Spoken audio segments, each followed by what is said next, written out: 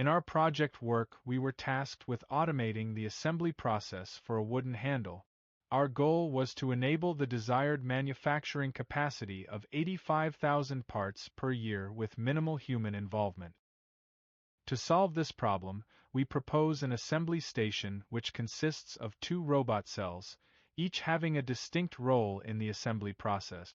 Specifically, the first robot cell is tasked with building the wooden block subassemblies, while the second robot cell attaches them to the wooden handle to form the final product.